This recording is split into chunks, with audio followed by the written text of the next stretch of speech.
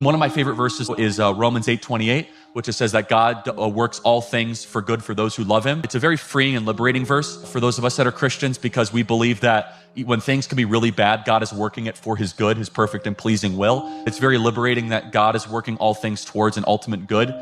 So I love that, and it kind of is very freeing that I don't have to be in charge of everything.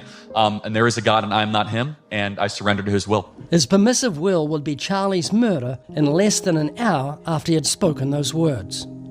Before he was tragically killed, he spoke about a book that deeply impacted him. I'm really enjoying reading this book. People give me books all the time, and it's terrific, and it talks about the proper way to present the gospel. Here's a quote from the book relevant to what happened to Charlie.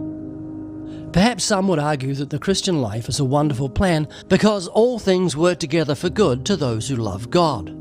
That fact is wonderful in the truest sense of the word. No matter what happens to us as Christians, we can rejoice because of that promise.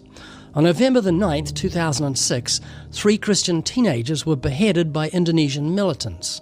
Their severed heads were dumped in plastic bags in their village, along with a handwritten note threatening more such attacks.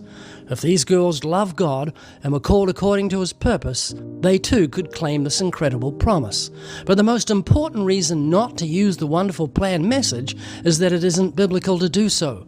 Examine the book of Acts and see if you can find any of the disciples telling sinners either that God loved them or that he had a wonderful plan for their lives. But the truth of what I'm saying is seen in the horrific and bloody death of our dear brother in Christ. God allowed it for a reason, and the promise remains true for Charlie.